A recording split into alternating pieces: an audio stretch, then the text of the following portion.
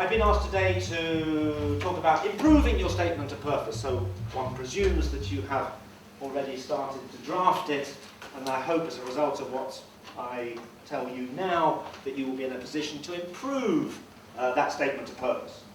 Let's have a little look, first of all, at the requirements.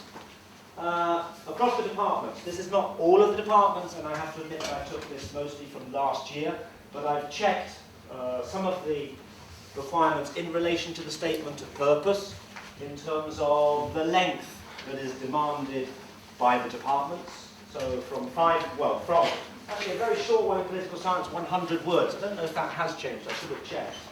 But the others, 350, 500 words, or up to 1 page.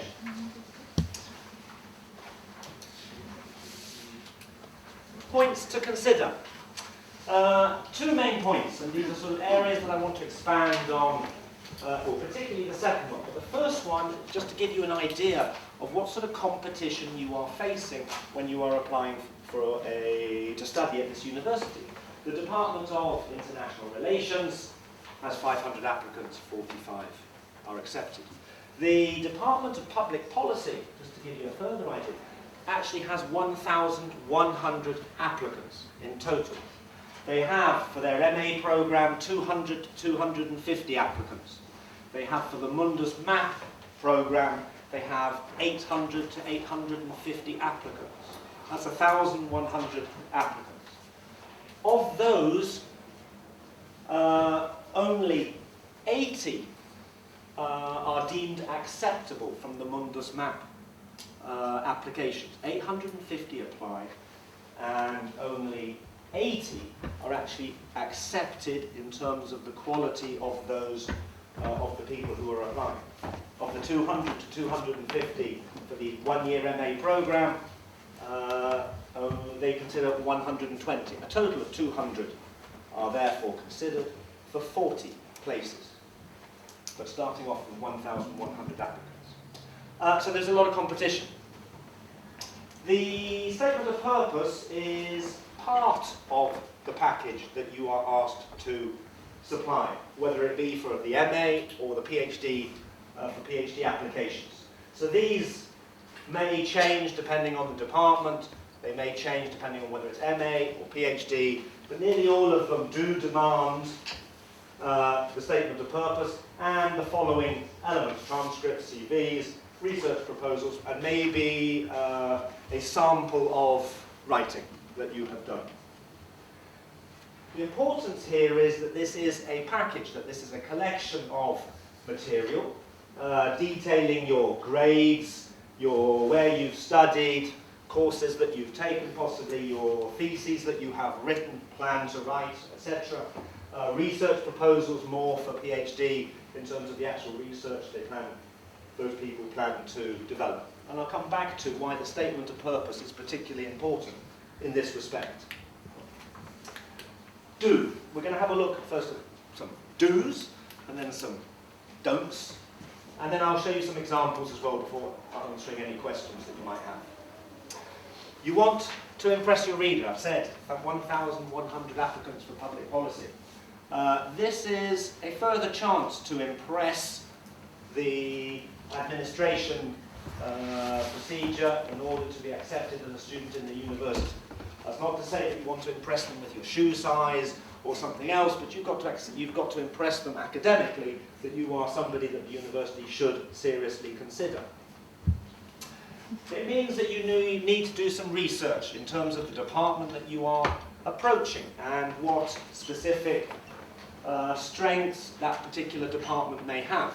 If you are considering applying to economics, for example, there is a heavy emphasis on mathematics, econometrics, etc. It's something that you will need to display in the academic package that you put together, that you have this ability. So you need to consider what the department may want, what they're looking for, etc., and tailor your application package for that need. And the statement of purpose is one place where you can emphasize this. It's a two-way process. You're going to be coming here, you're going to You are offering yourself as a productive member, as somebody who can offer your insights as well to whichever discipline you choose to take. It's a two-way process, so you need to think, what can the university offer you, but what are you also in a position to offer the university? We'll come on to talking more specifically about some of the elements of the actual statement of purpose, which will cover past, present, and future career plans. This is your opportunity. The statement of purpose is the one document that basically can expand on the other documents that you're going to submit. So you've got a CV which has a series of points which point to particular years that you have studied, courses that you've studied, possibly the theses that you have already written, etc.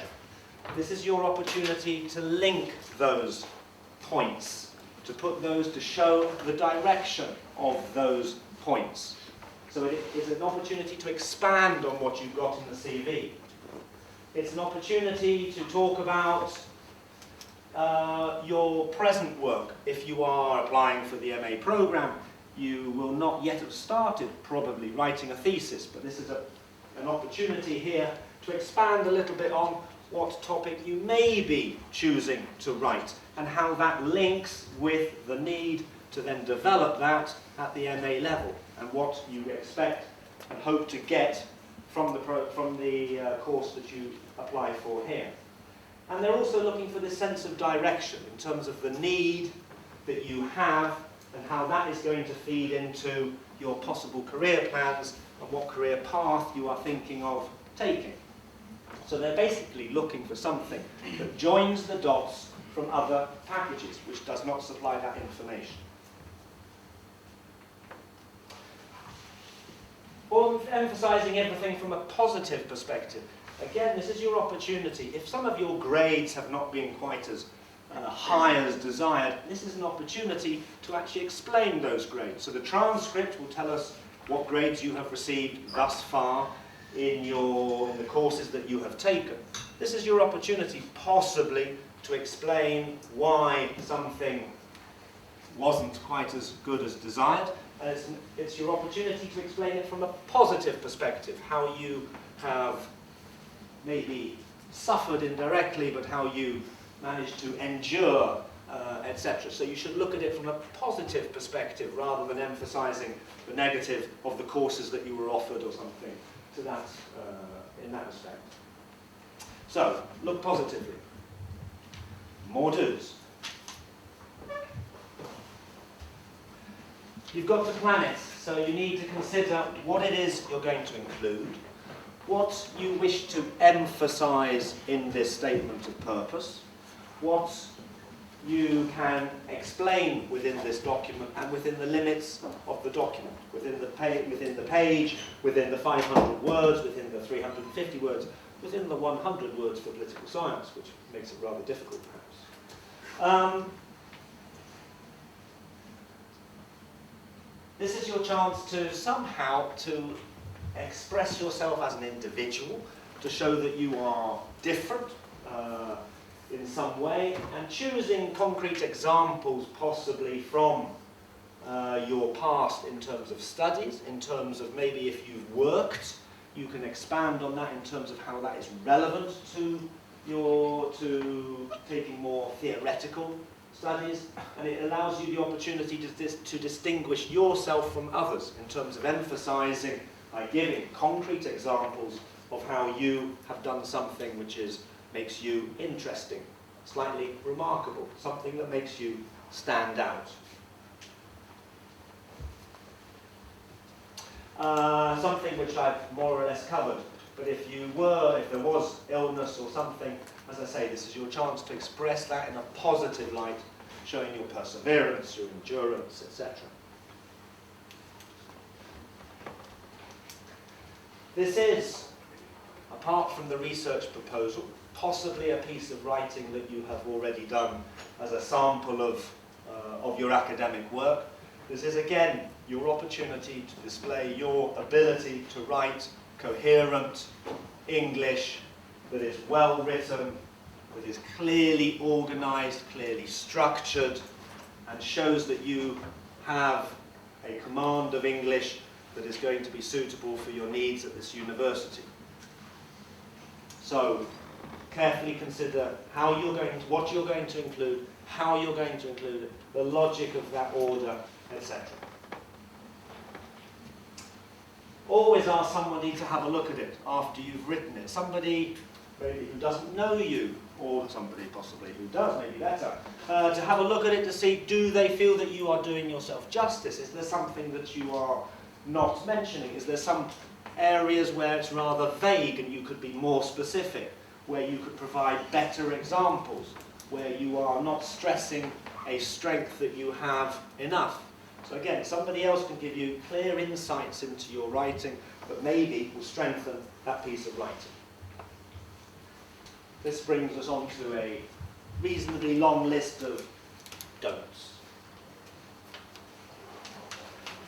Many students, unfortunately, still do write at the last moment. We have problems in terms of offering consultations to students sometimes because they are writing that last night and they're finishing at 3 or 4 o'clock in the morning to submit it at 9 o'clock in the morning, which is not the best way to do it. This is a document that you need to spend time on because it is something that links up all the other documents.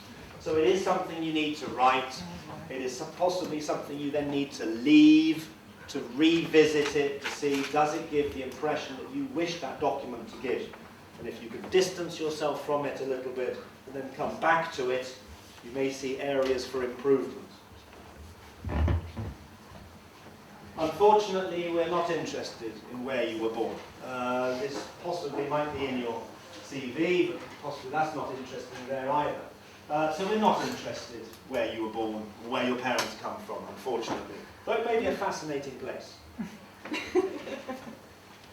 I don't want an autobiography of what you did as a child, what you did in your summer holidays, etc.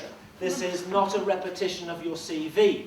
This is an opportunity to expand on your CV, to illustrate, to highlight further certain points in your CV. But I don't want a repetition of basically the same information. So you might want to talk about the thesis that you're planning to write. I don't therefore need to know who your supervisor is going to be, or perhaps even the title of your thesis. That should be in your CV. What I do want to know is what you're planning to do, how you see that, how that possibly fits in with the department that you're going to, and how you would possibly like to expand that in the future. Particularly at PhD, I'm looking for this sense of direction that your studies, although they may not appear to be linked because you started out studying sociology, you then did an MA in history, and now you're applying for the Department of Economics. I need to know why that is a logical progression in your view in terms of getting you there.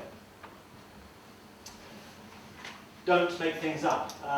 Usually it becomes quite evident that this is not necessarily the whole truth and nothing but the truth. So be honest. These documents, the transcripts, the CVs, etc., they are checked at some stage. Again, it's talking about putting things in a positive light. Don't make excuses, but basically say how those were a learning experience, how your perseverance brought you through, etc. Or acknowledge that, yes, you had certain problems, but that having had those problems, somehow you managed to continue. More don'ts, longer than the list of do's. Sometimes when we come to read them, we find that the language gets very dense and it's rather difficult to understand. The person has made extensive use of the dictionary, but unfortunately those words don't quite fit together in the order that the person's put them, and those words don't fit together. Don't try and impress us with the words at your disposal. We're looking for clarity, we're looking for coherence, we're looking for a clear structure, message, etc., showing your interest in why the particular course you are applying to is a logical, natural development of your previous experience. It is a formal document, therefore it is an academic document, therefore it shouldn't use slang, shouldn't use contractions, basically should follow academic writing style in expressing yourself.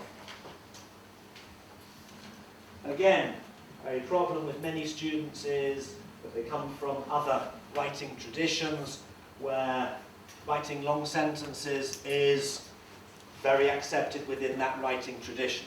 Within English academic writing, we tend to go for shorter sentences than many other languages.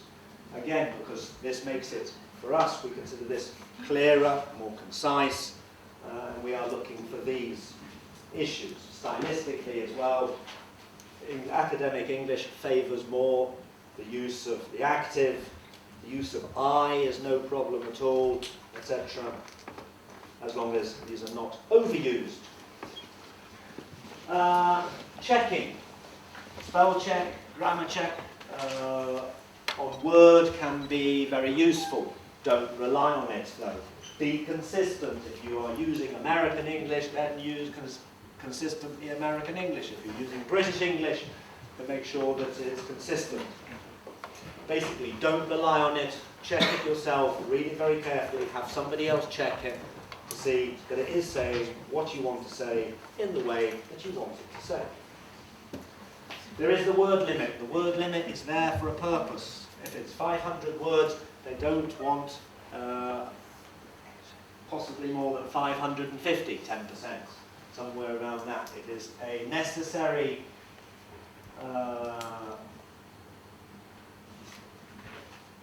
within academic writing, you are always writing to a specific length. It is part of the... Oh, I can't think of the word. Basically, you are always writing to a limit. When you're here, you'll be writing 2,000 word papers. The thesis may be X number of words. You cannot exceed those limits. If you're writing for a journal, they will ask you for 30 pages. You cannot write 32 because they won't publish it. They'll say, cut it. So you must keep to the word limit. It is part of your academic, showing your academic ability. I can't think of the word that I'm looking for. Okay, let's go on to actually the structure of it, possibly. Your past. Obviously, if you're MA, we're looking more for a concentration, possibly in your BA. We're looking to some extent in terms of how your interest in that area developed. As I say, I'm not looking for a repetition from your CV, but I am interested in why you had an interest in, or have an interest in, policy, for example, and where that interest possibly originated. So I am looking in your past in terms of why you selected the course that you have taken before now, possibly why you went into the business world and then are coming back out of it or whatever. So I'm looking for the origin, if you like, of your interest in the subject that you're going to focus on. And as I say, that can be both work, it can be previous university studies, etc. This is then usually followed by what it is you are proposing to study now. And there should be some sort of a link here, possibly, with, as I say, going into the future, but the past.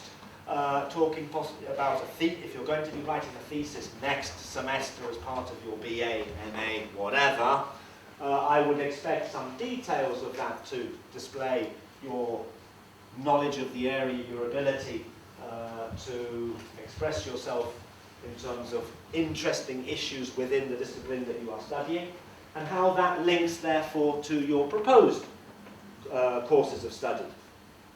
And it should be, you are aiming to create this logical flow. It may not seem logical on your CV. This is your opportunity to explain that logic and how you have perhaps moved from one area to a different area. Get the clarity.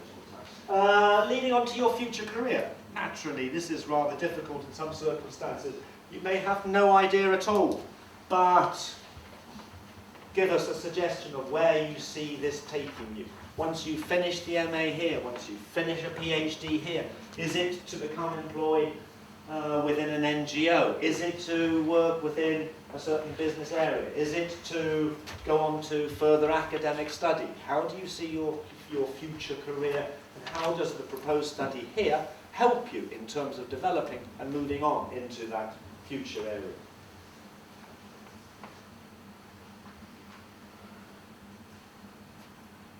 again, basically you are justifying the choice of your study now. Okay, I've got a few examples I've got two opening paragraphs that I'll show you and one concluding paragraph. Perhaps the most difficult part of writing the statement of purpose, because you are trying to engage the reader. You are trying to somehow individualize yourself from all the other applicants. This one tells us rather a nice story. Especially if you, I don't know, if you know Yakut, maybe it's more interesting. However, most of us don't know Yakuts, and I'd rather in some ways remain ignorant. I don't need to know. Here I've got a nice little life story. And yes, this is maybe very, very true, but this really doesn't do anything for me at all. So not useful as an opening paragraph. A better opening paragraph, possibly, we have, it doesn't have to start in this way at all, but we have a Chinese proverb, which is quite an interesting one because it is surprising, they live in boring times. This person, though, builds from this very nicely. They build into the need for this area of study.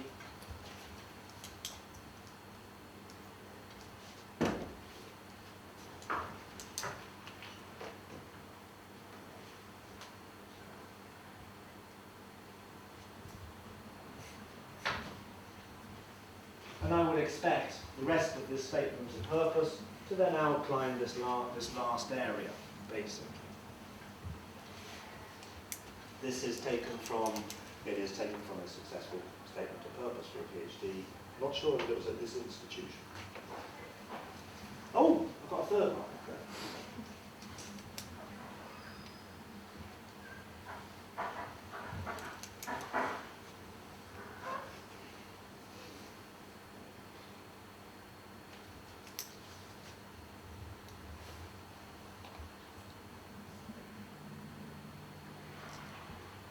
Again, this one is good in that it tells us the origin of this person's interest, how they have perhaps developed that through personal experience of actually going to this country, and how all of this is connected, basically leading up to their interest in applying for the PhD. And again, it basically sets up a lot of what I'm going to get then in the main body of the statement of purpose. But I would expect these areas to be expanded on in order to see exactly what this person's research interest is, how that developed, how that is a logical continuation of their work, and in this case, possibly even of their work in the field or of their personal trip. Again, it's a good opening paragraph. Here we have a concluding paragraph. Again, the concluding paragraph basically should be summing up a little bit, bringing together what has been mentioned in the main body, possibly re-emphasizing this coherent link through your academic professional career. And this time the person is saying what they hope to get from the course that they are applying for. In this case, an MA at Carleton University.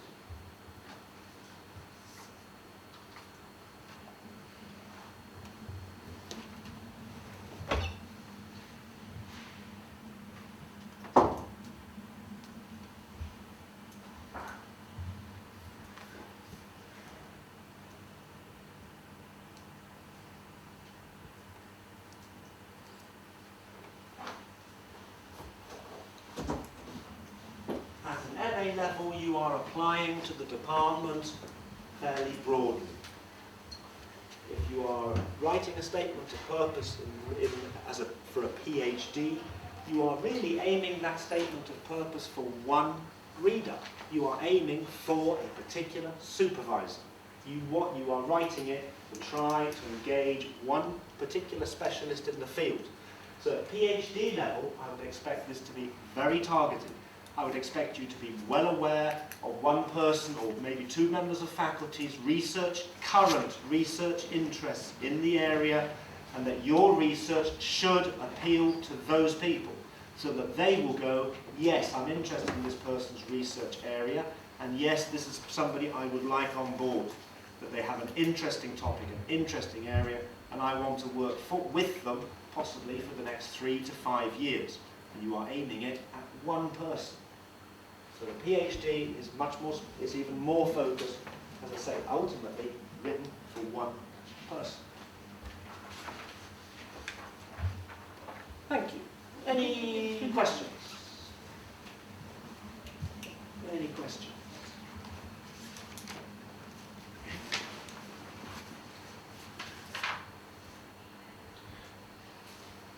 Did I deal with it?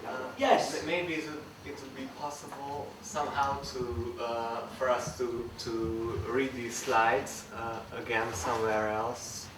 I'm sure that's yes. I'm sure that's possible. Ojin will tell you where that should be. They will be made available. Thank you. There's also, I would suggest, on the university web pages, if you go to support units, support facility. I think we're a facility, aren't we? Support facilities. It sounds like a toilet. We are not a toilet. We are a writing centre. Academic writing centre. You will find that we have online resources there, and we make a series of recommendations for different types of paper writing, and there is a section there on writing a statement of purpose. And that goes through, I think, in some detail in terms of what's good, what's bad. Some of these examples may be from it. Or it sends you to other links which will be useful in terms of critiquing your own and writing your own. Yes? I think it's really clear when you give examples of what you should say, what you shouldn't. You have more examples that for applications that you have read all this time, like please don't do this, or because examples help to. I mean, we have, yes. I mean, basically, because we teach students in different disciplines, present statements of purpose. I mean, again, I think on our web page, one of the links there shows a couple of examples of well-written statements of purpose. I mean, we can make. But for the opening paragraph, maybe I think it's one of the hard. The opening paragraph is hard because you want to engage your readers, and there may be quite a few readers in this case, but you are aiming to engage them straight away. And if you can write a strong opening paragraph, a strong concluding paragraph, very, very important. I don't know, the only thing I can say is if you approach us, I don't know, maybe we can find some examples. Yes? Yeah, so for the PhD statement of purpose, you said that it's really aimed at one person in the department. So how much can we use the specialized language of our department as opposed to a layperson's language? Because there's always this sort of, like sometimes we're really encouraged to not to use that special language. You see what I mean? I don't think there's any problem with using specialised language. One doesn't want to read something which is full of jargon. However, using terminology from the discipline at PhD level is not a problem. And I would suggest that you are basically targeting, yes, one or perhaps two people. So you need to know what their current research interests are, what they've recently published, and maybe you move your topic a little bit in that area, hoping to engage that particular person, without necessarily saying, I'm appealing to Professor Paul Rowe, or whatever, from one particular department. But I mean, yeah, you are writing it for a specialist. So I mean, ultimately, although there are different people who may read this document, the first stage being to check that the person has, that the transcript is accurate, that the CV, they have actually studied at these places, etc. When it gets to the people in the department at that stage where they select, as I say, with a PhD proposal, you're talking one or two people who are going to go, yes, okay, this is my area, and this is an interesting question that this person has. So yes, you can be specific, and I would expect it. You will be writing a research proposal, but I will expect a paragraph that goes into some detail of your particular of the area that you're planning to focus on within the statement of purpose as well. But I mean, with a PhD, you'll probably be putting in quite an extensive proposal, which my colleague is going to be talking about in terms of how to improve that particular document. Yeah. Any other questions? Yes. I also started with my statement of purposes with any quotations from literature. What's your opinion about it? Careful. I mean, it can work. It can be very effective. The Chinese proverb, in this case, I think it worked well. It's not very well known, and the person linked it in very well. But again, if sort of too many people do it, it starts to get rather, oh, here's a quote, oh, here's a it gets rather boring. It's one way to get in, to start it. I mean, that first paragraph, I'm sort of looking really where the origin of your interest. So where did this desire to study a particular field, where did it come from? And why, possibly. So something, again, something quite individual in terms of the origin of your interest and the why. What sparked it? I think that quotations make more sense in the research proposal. That's because by quotations you're supporting some of your, which you will be talking about in a minute, but not in statement of purpose. Yeah, I mean, that's why I would say, yeah, with care. I mean, the same, if you look at research journal articles, published articles, while a number will start with quotes, not that many do. So it's not necessarily a very common start to begin with a quotation. I mean, of course, you will find it, sometimes it can be extremely effective. The negative possibly is that you are starting with somebody else and not you. So there's that aspect. Yeah. How about starting with a question? Again, can be an effective way to enter. Sometimes it's much more effective to start not with a direct question, but to possibly to raise a series of issues or questions that are of interest. So expressing them, I don't know, sort of a recent conference or whatever, the recent Copenhagen conference, I don't know, raise several interesting questions in terms of how we are to meet the needs of the questions such as where and when we need to start doing this have been the focus of much debate. My interest in this area, you start like that. So phrasing it not necessarily as a direct question with a question mark, but sort of saying what questions have been raised by a particular issue debate within the discipline might be a good way to start as well. Yes.